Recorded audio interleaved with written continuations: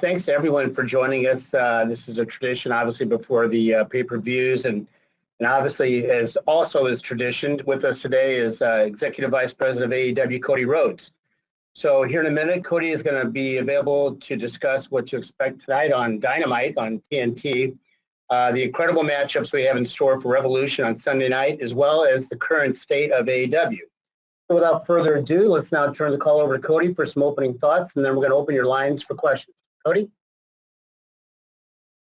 Hey, everybody. As usual, it's been an honor for us to continue working and helping to provide a bright spot for fans in these difficult times. I, of course, am looking forward to my match tonight with Shaq and Red Velvet and Jade on Dynamite. And I'm also looking forward to talking about Revolution, the second iteration of Revolution. It will be nothing short of spectacular. You have the AEW Women's World Championship, the AEW World Tag Team Championship, street fight featuring Sting, the face of the Revolution ladder match, which I am in, big money match, Casino Tag Team Royal, Battle Royale, and then, of course, the AEW World Championship contested between the champion Kenny Omega and Jon Moxley, exploding barbed wire death match. And always, I love talking to you guys. It's a special part of my day. I get very excited about this when we get to do it. So let's just dive into the questions and get rolling. Thank you, guys. All right, Cody, thank you very much. So here's what we're going to do. I'm going to call on Connor Kissy from Comic Book first, and following Connor will be Stephanie Francombe from Steel Chair. So, Connor, the floor is yours. Well, thank you, Cody, for doing this today. Really appreciate it. Regarding Revolution, you've got this exploding barbed wire death match as your main event. I'm just curious, how do you feel about death matches, and what do you think their current role and place in modern pro wrestling is? Well, I think with a lot of things, AEW, death matches have a certain identity that's already been given to them. If you look back at, FMW and explosion matches that happened in the past, if you look at what Terry Funk has done, and then even, fast forwarding to Matt Tremont today in this era, those are nice parallels. But anything that involves Kenny Omega is going to be unique in a sense, and it's going to have its own identity. And obviously, being under the AEW umbrella, I'm having to speak very vaguely about it because I've only seen the barbed wire that's starting to be wrapped. I don't have a clue how the explosions will work. I'm just as on the edge of my seat as everybody else is about it. I think, to me, the most important thing is the title itself, and that, it remains in proper hands. As people know who have followed the product, from a creative standpoint, Jon Moxley a little bit screwed out of his championship. Well, a lot screwed out of his championship, and what a wonderful reign he did have. Kenny Omega returning to form and the cleaner kind of reemerging on the scene. No pun intended, it creates a very combustible and dangerous environment. This match would be going on last even if it wasn't for the world title because it's incredibly violent. Viewer discretion advised on a death match like this, but I'm just as curious as everybody else. All right, thanks, Connor. Thanks, Cody. Okay, Stephanie Francombe is next, and we're going to follow Stephanie with Jim Barcelone from the Miami Herald. So, Steph, you're up. Hi, Cody. Hello, nice to hear from you again. You hear me? I can hear you. Okay. First of all, congratulations for the little girl to come. It's fantastic news that was announced on TV. I want to tell you about the big Paul White. Sorry. It was a surprise for many of us to find out that he was now a member of AEW. Can you tell me more about how things happen? And also, do you want to have more I would say legends, but yeah, people with that experience like Paul can have. More people like that in AEW. Thank you very much. Oh, thank you very much for your question. Paul White is a big part of my career, as some of you know, and then people who have kind of studied our industry. We were involved in a WrestleMania together, and that will always bond you in a unique way. The Paul White that AEW is getting is extremely, extremely motivated. I can tell you, there wasn't a long negotiation process simply because he wants to be here, very much so. And he wants to be here in a different capacity as far as announcing and commentary goes with Elevation. I do think there's a match or two or three or four, and that's just me personally because I know he's able to still go at a high level. But from a management standpoint, I'm most excited about him just being in our locker room and being seen, because we have so many young people who are now all of a sudden famous. Nobody knew who Britt Baker, Sammy Guevara, MJF, or Ricky Starks really were a few years ago, and now they are emerging on cable and across Warner Media, and they're the future of wrestling. They're all very important to me, and someone like Paul, not unlike how Sting has been, someone like that is really good to keep people grounded, to keep things in perspective. Paul White has more to give, and he's going to give it, and he's going to give it at AEW. So I'm very excited to see that. Thanks, Stephanie. Okay, next we're going to go to Jim Barcelona from the Miami Herald, and I'm going to ask Joel Torres from Contralona to be ready to go. Jim? Thank you all. Thank you, Cody. I'm curious, talking about Paul White, and just what is it like, not only having him, but when you think about what he's done in his career, and now you're going tonight in a tag match against Shaq. Is it just coincidence that Paul just happens to be here now with that big tag match tonight? There's some history there between Paul White and Shaq. And what does it mean to have Shaq with AEW and having some people like that? You've wrestled Stephen Amell as well. What does Shaq bring or give to AEW as far as mainstream appeal and just getting more eyes on the product?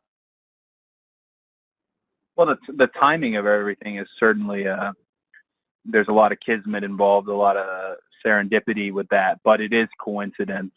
Paul White is entering a different phase in his career, and Shaq has entered into what I guess would be considered a rivalry with him and Jade and myself and Brandy, who was unable to be part of this match because the greatest gift on earth, the fact that she's going to have a baby, and Velvet stepping up to the plate in such epic fashion. For me, Shaq's presence and what Shaq brings is obvious.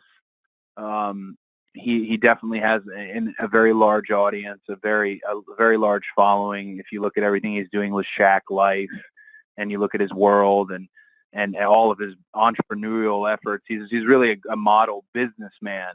But for me, this match, I would like to see Red Velvet really hopefully emerge the star and hopefully emerge victorious of this. If anything, this match has presented a big opportunity for both Red Velvet and for Jade. Our women's division is continuing to grow. We're continuing to cultivate it. The Eliminator tournament that's happening, and to be able to, during a pandemic, cross the ocean to make it happen. But it was not easy. Tony Khan moved heaven and earth to get production in Japan, and he made it happen. So for me, this emboldens and bolsters our women's division. I'm not going to say anything mean about Shaq because he's entering a different world. If I was to step on the court and play horse with Shaq, it would be a joke. And I hope he's ready. I know he trained, and he's trained near me, but we'll see. I don't think he's got enough gas in the tank to compete with me. All right, thanks both. And now, as promised, I'm going to go to Joel Torres from Contralona and John Alba from Spectrum Sports. You will be next. Joel. Hi, Cody. How are you? So great to meet you. Oh, very nice to meet you too. So, Cody, talking about Red Velvet and your match tonight against Shaq and Jade Cargill, and obviously Red Velvet being a Latina wrestler, you know, you guys in AEW have shown a lot of importance to the Latino pro wrestling. How important is for you to have a Latina wrestler like Red Velvet by your side tonight on this match? I think it's just a beautiful thing as far as to have diversity in your locker room and diversity in your space, and to put it out there and it be excellent content. Some of you may know, people who've studied the business, it used to not be that way because promoters were really adamant about only having one of a particular demographic or even a minority, and they would try to almost make that a gimmick to a degree. And this is years and years and years ago. I'm not talking about anybody currently. But today, the best wrestlers are from all around the world. You can find them in pockets from the north to south, east to west, and that to me is very exciting. I want to continue to cultivate. I take scouting trips even during the pandemic, and I'm excited as the world slowly opens up and safely opens up to continue those scouting trips, because the diversity for us is paramount, and we want to represent as many individuals and cultures and identities as we can. I think the wrestling language, the language of wrestling, is universal. Thanks, Cody. John Alba, you're going to be next, and then following John will be Amy Nemedy from WrestleJoy. So, John, floor is yours. Thank you very much, guys. Cody, first off, congratulations to you and Brandy on the baby. Very exciting stuff. Believe it or not, it has been pretty much a year that we are in the middle of this pandemic era of pro wrestling. And it really felt like AEW was on the verge of breaking through to another level with Blood and Guts coming up and the debuts of Brody Lee and Matt Hardy, and then everything shut down. So what I'd like to know is, where do you think AEW was heading before the pandemic and what you were able to accomplish? And how can you pick up from that place and ensure that you spend the rest of 2021 and beyond getting back to where you guys were on track to be? Well, we were heading to the frickin' moon, buddy. I honestly, we were rolling, and you look at Prudential Center and that sellout and what Blood and Guts was going to be. That's so wonderful, but the pandemic happened not just to wrestling. You know, it did hit the hospitality industry really hard. It did hit entertainment incredibly hard, but it hit everywhere really hard, and a lot of people have faced so many hardships. I think the number is 40 million unemployed, and forgive me if that's hyperbole. I don't think it is, though. So I don't want to, whine about what happened to us. Instead, I want to help those who have experienced it with us, which the wrestling fan wasn't sure they were going to get wrestling on a weekly basis. You hear a lot about these fabled Norcross shows that happened when AEW and the pandemic first hit and lockdown started to happen, and the marathon, the march, 30-something matches, and in only 26 hours. It was some absurd data that we were able to pull it off, and those shows genuinely saved the company. That's why they have such a soft spot, because our job is to provide content for TNT, and we have continued to do that, and they've been such a wonderful partner. But we had to pivot like everybody else had to pivot. And now, as vaccines are starting to become regular, and the Johnson & Johnson one was just approved, and you start to see vaccines for every citizen of the U.S., I think there is going to be a large bounce back with people who want to go out there and get their entertainment, get it safely, and get back to the way things were. I really think it will only behoove AEW in time, because we never gave up. We never flinched. Signings were still happening, big signings at that. And progress was being made in the show. We didn't just pump out some evergreen content and say wait and say we'll be right back. We've been here the whole time.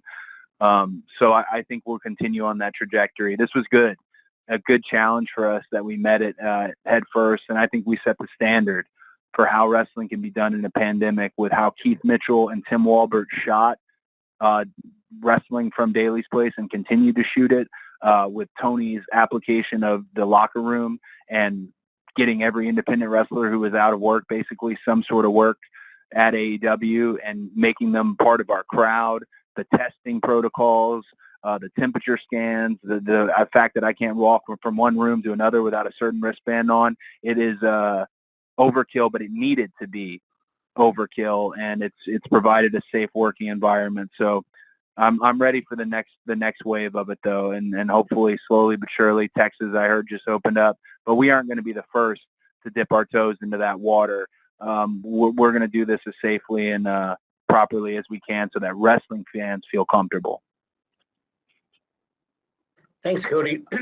All right, so next up is going to be Amy Nemedy from WrestleJoy, and then I'm going to follow with a write-in question from Kyle Masters of All Elite Podcast. So, Amy, you're up. Amy, you need to unmute yourself. Thank you. Hi, Cody. Thank you very much for taking my question. I want to touch back to Red Velvet real quick.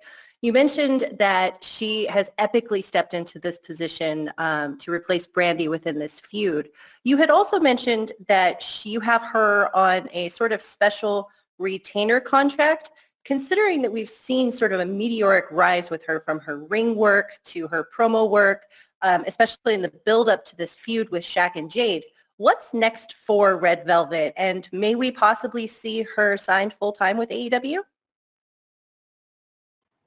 I mean, that's a beautiful question, and to me, the answer is within the question. She's stepped up. We've seen her, and I would hope that it turns into a full-time gig and a part of being a part of the All Elite locker room full-time. Not that a tier 0 or a retainer type contract isn't being part of our family, but Tony is really careful, conservative, and diligent about when you see that such and such is All Elite graphic.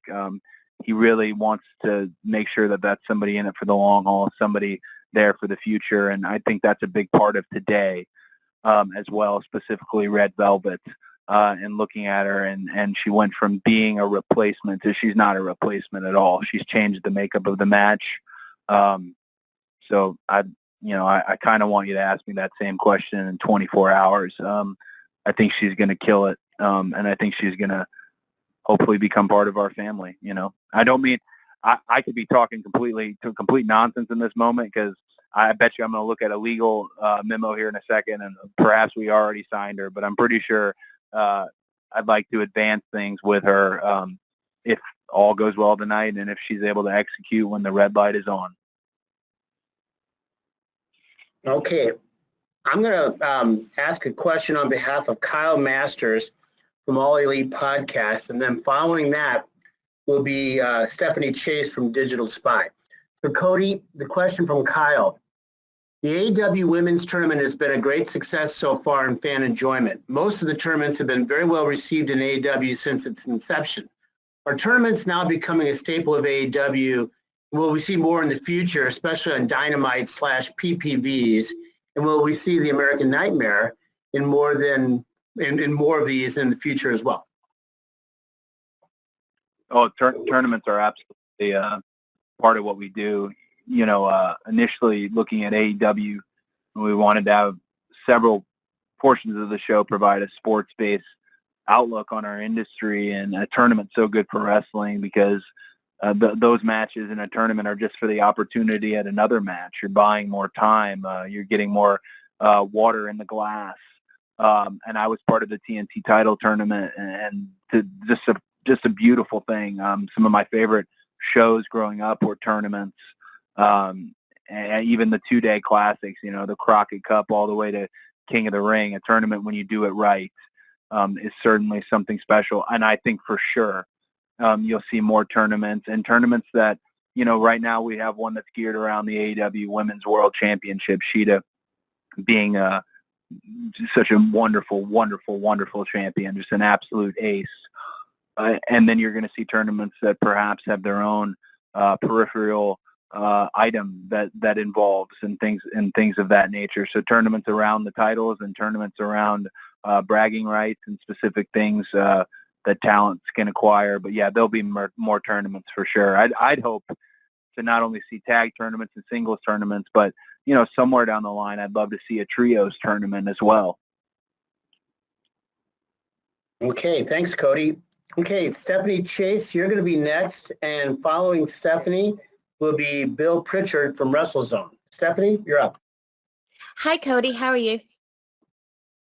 I'm good. How are you? I'm great, thanks. And thanks for talking to me today.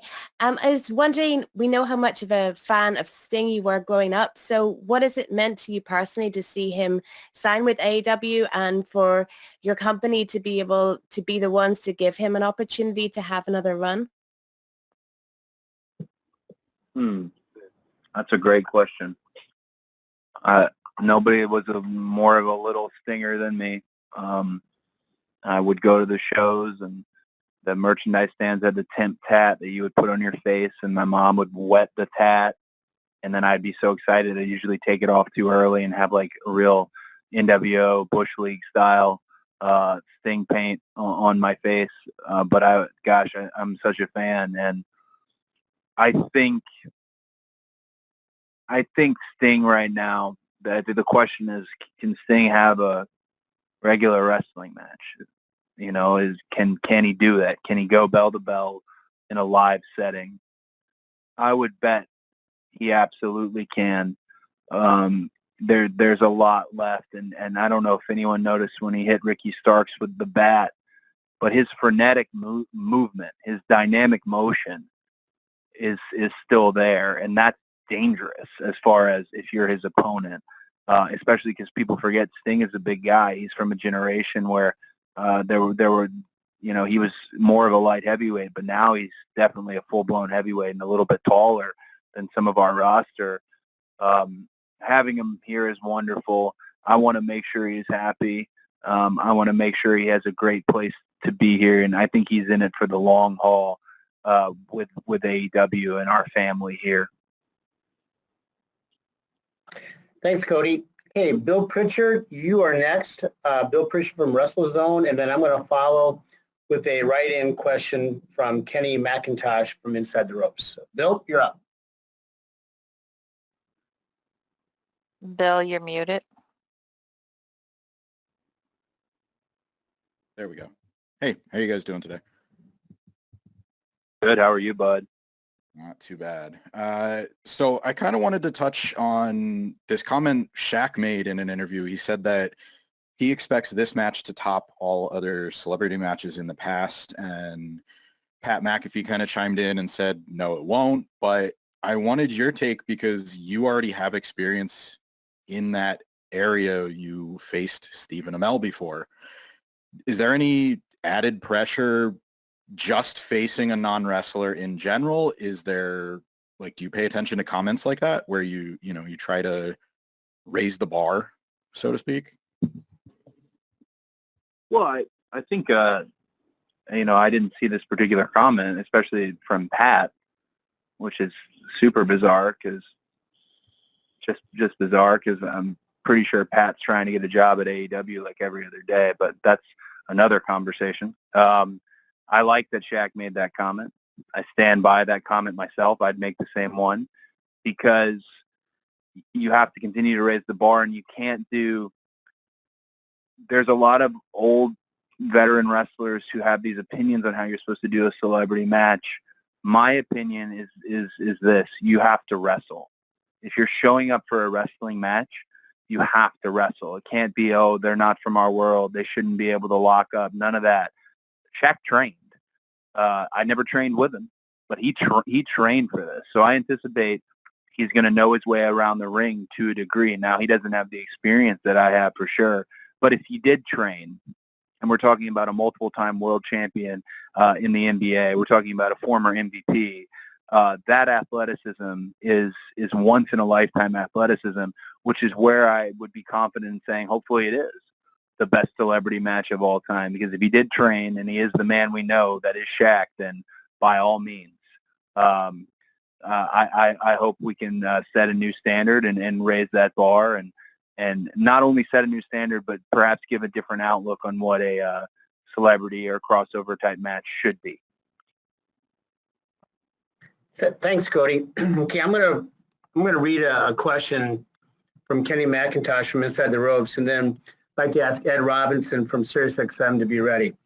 So from Kenny McIntosh, with the story from Wrestling Observer that NXT will be moving to Tuesday nights, can you talk about the strategy you guys have had from the start and focusing on what you guys are doing and not reacting to the other show? And how excited you are at the prospect that people might not have to choose a show anymore and have AEW as the sole destination on TV for Wednesday nights?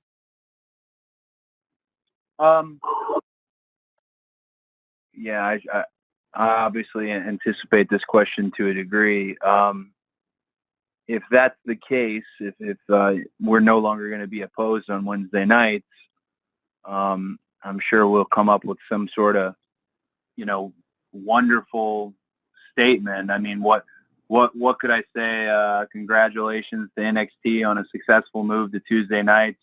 The real winners are the fans who can watch NXT and Dynamite live every week, as this is a marathon, not a one-night sprint. I could say that, but I don't want to be sassy or a jerk, because I think them moving, perhaps something else will end up on Wednesdays. And not only that, AEW Dark is on Tuesdays, so AEW Dark would potentially be opposed. That's why we can't get into a matter of being reactionary. We just have to put out the best show. We really do. And if they want to beat us, they have to put out a better show. It's honest competition. Yeah, there's digs, and they're fun, and they're lighthearted. Believe me, all the locker rooms tend to love each other. It's more the management that is pointed at one another. And even that, there's, a friendly relationship. Tony's a different type of management person, a different type of executive. I would love us to be alone on Wednesday nights, but I'm prepared for there to be something else in that slot. So we'll see. Thanks, Cody. Okay, Ed Robinson from SiriusXM, you're next, and following Ed will be Garrett Martin from Pace Magazine. Ed? Cody, happy to be on the call today. How are you?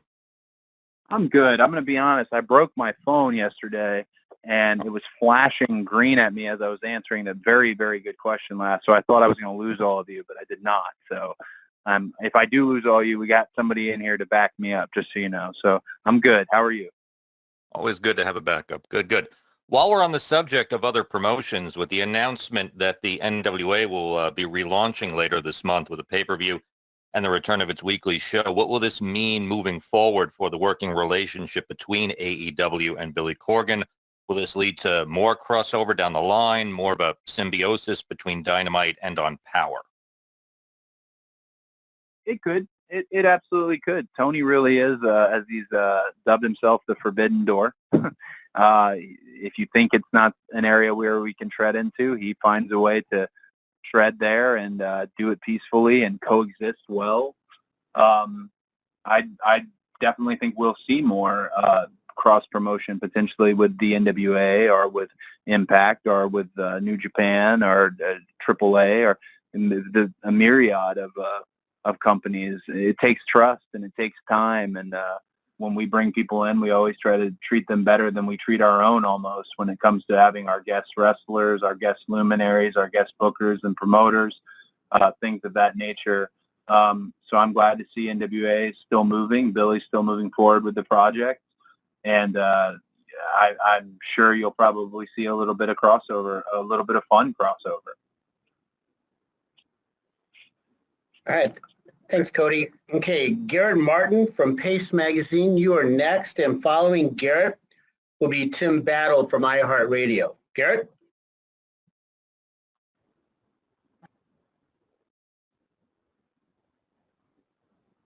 Hi, can you hear me? I can hear you, my friend. Oh, cool. Hey, I couldn't hear you. So, yeah, quick question. You've got a new show coming out in a couple weeks, AEW Evolution. How is this going to be different from Dark or Dynamite? Thanks. I would want people to tune in for the first AEW Elevation, and Paul White joining us on commentary, first time for him really in his career as an analyst and broadcast journalist, as Heenan used to put it. I think, to give you a little spoiler potentially on AEW Elevation, again, I want everyone to watch and see.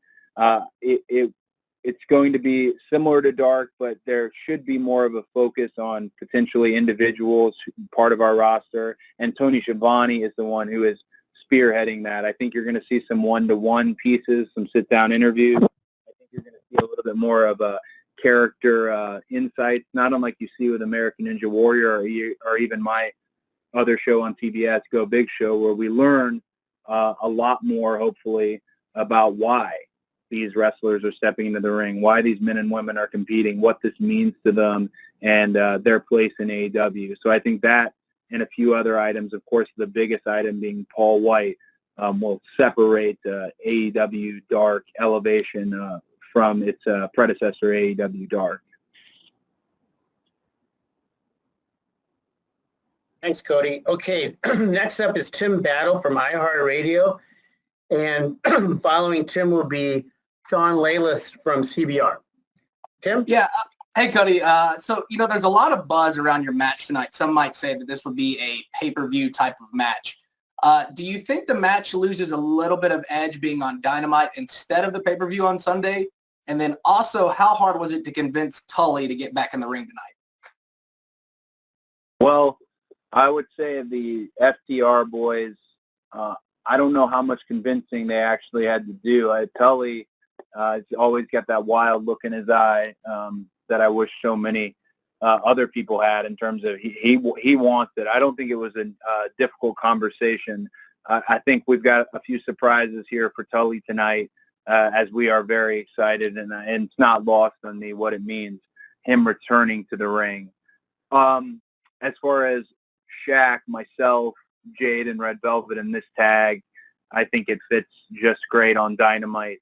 We've actually talked about it on the call before, whereas the economics of the industry are much different now. The pay-per-view and the streaming and everything to that nature, there's a great deal of opportunity there, but the television money is your bottom line sometimes, and providing the absolute best content for Dynamite and not doing a really carny, let's stretch it that wrestling has done in the past.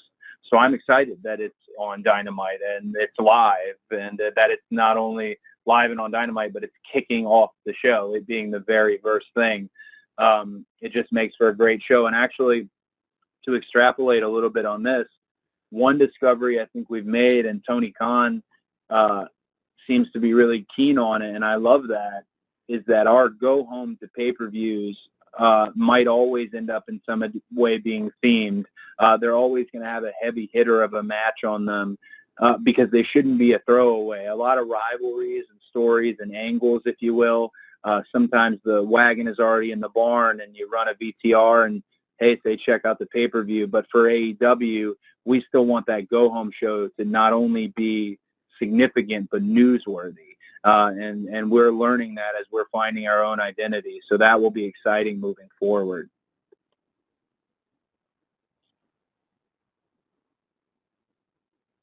Thanks, Cody. Sean Layless from CBR is next, and Sean will be followed by Cassidy Haynes from Body Slam. Sean?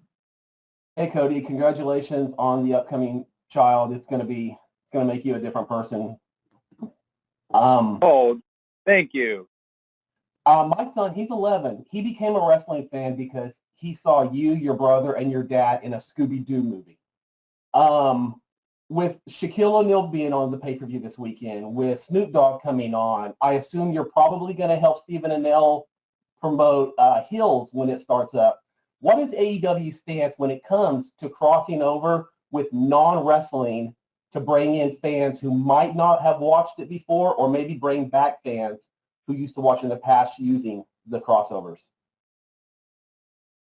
Well, I love that you enjoyed that Scooby movie, and it's actually funny to me. That is the last thing we worked on as a family, and I've actually never seen the movie myself, but the fact that we did the voiceover work for it with Dusty and Dustin and myself, I'm glad it resonated.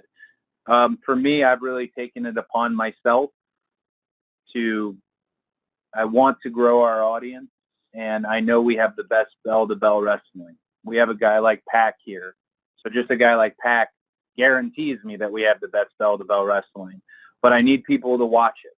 I need them, if they come for Shaq, maybe they'll stay for somebody like Pac. I keep using him as an example just because I'm a big fan of his work. But I definitely think you will see more crossover, and you'll see crossover done in a respectful way. Like I said, Shaq trained. You mentioned Stephen Amell. Well, he also trained, because that's the only way I would insist on doing anything. That to me is important. You can only bring in people for when it comes to a crossover that respect your business. Snoop Dogg, nobody respects wrestling more than Snoop Dogg and has a love for it. You don't need to chase Hollywood A-list and B-list if they're not into this. And Shaquille O'Neal is somebody who's very into wrestling and knows a lot about it. Grew up watching Leroy Brown and JYD, and he has a lot of opinions and things to say about them, and as a fan. And again, like I said, he trained. So yes, you will see more crossover. And my goal here is always to grow our show, because I want to grow more fans. I want to make more fans happy. You will see it, but it will always be done in a disciplined way. We want people who love our sport and love our form of entertainment, because they make for the best guests. Thank you, Cody. Okay, Cassidy Haynes from Body Slam, you're next. We're going to follow Cassidy with Rich Fan from Pro Wrestling Torch. Cassidy. Yes, hey, thanks, guys. Hey, Cody, how's it going? Good, buddy. How are you? Good, man. So with the women's tournament finals wrapping up tonight, with the winner going on to face Shida, you recently tweeted about Maki Ito and how you like to see her win the tournament. Is there many talks about and possibly bringing her back into the company to work more now that the tournament's wrapped up, especially after how big of a reception she got online? Absolutely. Maki Ito, the deity of, well, I can't say it on this call, but Maki, she impressed, as did many of the women in the Eliminator tournament, and I thought that was really special. I'd like to give a little shout out to Shida and Emmy and Kenny, of course, and Nakazawa, because, like I said, Tony moved heaven and earth to make that happen. It's very difficult in a pandemic to get a show in another country and somehow weave it into the fabric of our own show. So they did a wonderful job with this tournament. And I think a discovery from this, and we were talking about how much tournaments can benefit and function your show, is someone like that who had a following. And we want people who have a following. The hardest thing to do, they say in sports, is to hit a baseball. To me, the hardest thing in sports is to connect with the fans. And if you connect with the fans, that's why you will see somebody like a Maki Ito. That's why you see somebody like a Ryan Nemeth. They have a connection with the fans. You don't want to be the best worker that no one's ever heard of or never connected with. So, personally, there's been conversations on my end. I know a lot of the women in the locker room were a fan and would love to work with her. So let's take a look as things open up. I'd say it's pretty likely you see her again in an AEW ring. Thanks, Cody. Okay, next up is going to be Rich Fan from Pro Wrestling Torch, and then I'm going to ask a question on behalf of Jason Powell from Pro Wrestling Net. Rich? Hey, Cody, always good to hear from you. My question is really about developing younger talent. So you've had a lot of success working with the younger talent, and from places like WWE or other places coming into AEW. You've mentioned your school that you've worked with, your brother's school's opening, but in particular, Darby, MJF have become top-tier performers, and now tonight you have Jade and Red Velvet. With the tag match, what does it mean to you to not only see your status as a star grow, but also kind of being the king and queen maker behind the scenes in developing some of these younger talents, both on Dark and on television? Man, that's a really romantic way of describing me, and I'll take it, because I have heard in wrestling companies, in the ones I've been in, how important it is to make new stars, and then I've seen people not make new stars. Or I've seen people not push down on the gas when the right moment occurred. And here, there's such an open mind, and Tony runs such a different business that we are seeding. You know, you don't want to have a top of your roster and then nothing, and then a bottom of the roster. You do have to fill out the middle of the card, the preliminary matches, and then you're able to pluck from there and bring them up to the top. And then they might swing back down, but then they'll bring the interest will be risen to the top. It's a whole formula, and I think we're the best at doing it because we had to do it. We started with a lot of unknown people, or a lot of people who had like a punk rock following where everyone told you about how great they were, but you'd really never heard of them or seen them. So we had to do it quickly. And if you look at, I mentioned Britt, I mentioned Ricky Starks, MJF, Sammy Guevara, and then you can look at somebody like Anna Jay. Then you look at somebody like Jade and Red Velvet. That is our job. That is our job, to make them so wanted and needed and seen that you have to have an action figure of them, that they have to get media requests. And to me, that's the thing. It's the most gratifying thing as a wrestler, other than when you win the title yourself or win a title yourself, to hear the reaction for somebody who you just made. And I know we're talking inside baseball here, and I am by no means a salty old veteran, but I have been doing this since I was 15 years old. I've heard what that sounds like, and it's an absolute high that no drug on earth can give you. It's a very real thing, and I just hope we can continue to do it. And that will take not only looking at our own dressing room, our own locker room. It's going to take looking out in the world and finding people. Bill Watts was the master at finding, men and women from other walks of life, whether they're from basketball, baseball, gymnasts, things of that nature. You're going to have to look beyond just wrestling schools, and we do that at the Nightmare Factory. It's one of my favorite things, to get a look at people. I'll tell you, one of the people we took a look at was Wardlow, and that guy's money in the bank. That guy is absolute money in the bank, and he's young, and he's hungry. He just borrowed my Bret Hart book. I hope we can continue to make stars. Okay, I'm going to read a question from Jason Powell from Pro Wrestling Net, and we've taken the liberty of spinning the wheel for our final question, and landed on Michael Salick from SE Scoops. So first we're going to go with the question from Jason, get Cody's answer, and then we'll end with Michael. So from Jason Powell, the company announced that AEW Dark Elevation will be starting this month, and there's still the forthcoming TNT show in addition to Dark and Dynamite. I'm curious to know what the taping plan for all this content will be once the world gets back to normal. Can you tape all this in one night without it being overkill for the fans in attendance, or is there a plan to spread out the various tapings somehow? Well, that's a great technical question, and I wish I had a really good technical answer. With all the content that's moving forward, that's an area where I'm going to leave it to Greg Warner, who I'd like to give a special shout out to, who heads production, Keith Mitchell, our executive producer, Tim Walbert, our director, and their teams to help coordinate something that's logistically the best for us. We want to make sure fans have the best experience, and it's not a marathon style taping as I've been part of in the past, not at AEW, but I know how they feel, and I know where I'm trying to use the right word, they can linger and fatigue, especially for families. So we'll do everything we can to make it logistically and functionally correct. I'm sorry that wasn't a technical answer, but those are the guys who I'm going to rely on to do it. Keith Mitchell and Greg Werner and that team, because they're wonderful at what they do, and they have many, many years of experience doing this. And Tony will have his own plan, and we'll be off to the races. All right. Thanks, Cody. And as promised, to wrap it up for us here, Michael Shalik from SE Scoops. You won the lottery. You get the last question. Michael, you ready?